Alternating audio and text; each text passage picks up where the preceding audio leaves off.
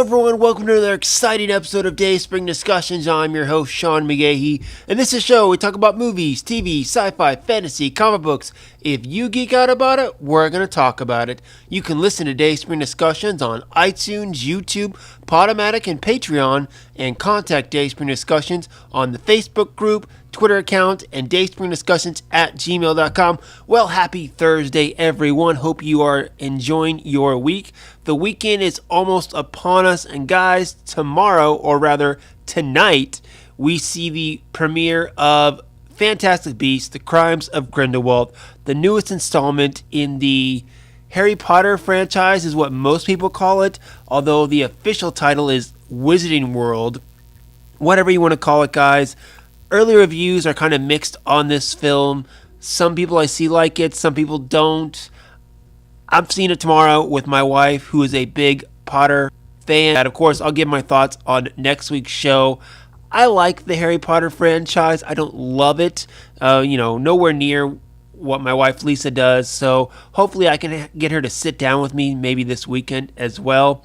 And we can talk and she can share her thoughts on it, being that she is a bigger fan of the world. I'm sure she's got more to say, or will have more to say about the film than I do. Stay tuned for that. As of right now, we got a couple things to go through for today. As always, fire back on the social media groups and Gmail account. Let me know what you think about what I'm about to lay down, guys. Starting off, right as I ended the show on Tuesday, there was a new trailer for Alita Battle Angel that came out. This film, if you have not heard, was in that kind of row of films such as Aquaman and Bumblebee, Spider-Man Into the Spider-Verse, all coming out within like a 7-day window. Mary Poppins Returns, all these big films coming out very close together, which kind of hurts each of them, I think. So Alita Battle Angel was in that category. They decided to move out and go to February 14th, which I think is a smart move. Now, originally, given that this is a Fox film, February 14th was assigned for X-Men Dark Phoenix, but then they moved back to January, Alita's in February, and that's fine. This is the third trailer we've gotten, and I gotta say, the trailers keep getting better and better. They keep getting me more and more excited for this film.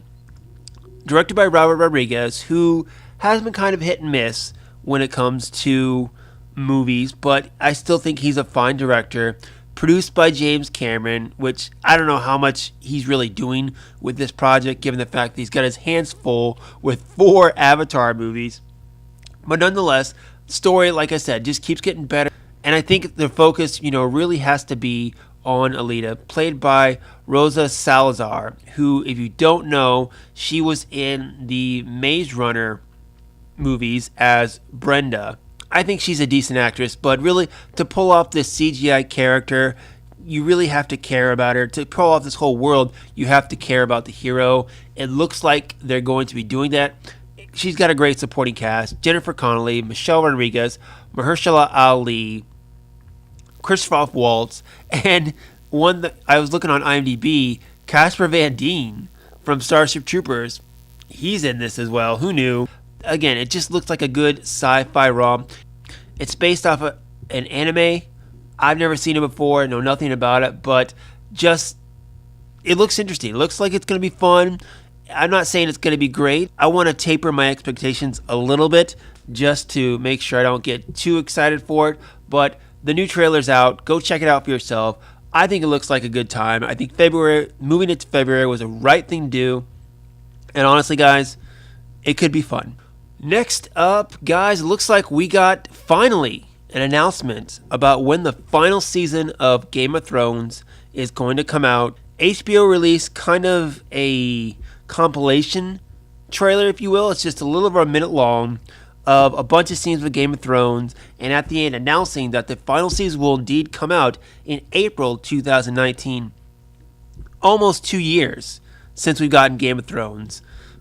It makes me sad that it's been that long, but I'm super excited. This trailer, when I first watched it, it was so exciting. Just going back and looking at all the stuff, even back from season 1 and season 2, how far these characters have gone, this journey we've been on, how epic the show has been so far. It's really fun. You can check it out, of course, on the Twitter account or Facebook page, and get excited like I am. So we finally got it. It's coming. We don't have an exact date, but I'm sure we'll get that soon. But the trailer was awesome, guys. So go online and check that out.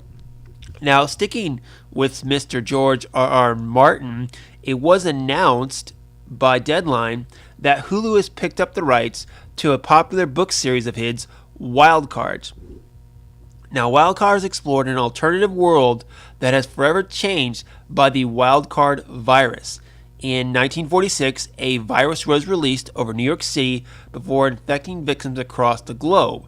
90% of the infected were killed, while 9% of the population was left with crippling mutations. However, 1% of the population gained superpowers after being infected. The original books take place in the present day and span across American history. It went on to books. There have been graphic novels. To this date, there are 27 volumes of Wildcards, if you want to check that out. Another series of his, Night Flyers, just got picked up for Sci-Fi, or at least is being made by Sci-Fi. I think they got a trailer out for it right now too. So even though Game of Thrones is coming to an end, George R.R. Martin is still keeping busy. I know he's even helping write the spin-off Game of Thrones stuff for HBO. Lord knows if he's ever going to finish his Game of Thrones books. I don't think he will, in my opinion. I honestly don't think he's going to finish the Game of Thrones books, which I think the people who read the Game of Thrones books will probably be a little pissed off about, but I don't read the books, so whatever. But this Wildcard series, it seems interesting. At first, I saw it and I'm like, it's whatever. But then I go and I actually look into it, the storyline, all that. I might actually try to seek this out, maybe pick up a couple of books, see what it's all about. The premise seems somewhat interesting, of course. I have no idea about Martin outside of Game of Thrones, even with the Night Flyer series. I don't really know, but it seems different, Game of Thrones is different from what this Night Flyers is, which seems different from this Wildcard. So you got to give him credit for not really sticking to one thing, really just kind of spreading out his imagination and just jumping to something completely different each time. So go online, guys. Check this out. I'm going to check it out. And then, of course, if it looks cool and we see a trailer, I'll give you my thoughts then. All right, guys. And the last story for today, I know it's a quick one. Not a lot of news came out, at least nothing big, really, in the last couple days. But it looks like the CW and Warner Brothers has put out a couple of teaser trailers or trailers for their upcoming crossover episode with Flash, Arrow, and Supergirl, the Elseworlds.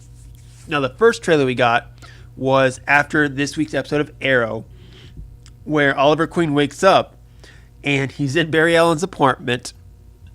He's married to Barry Allen's wife, and it turns out he's Barry Allen. So he has no idea what's going on.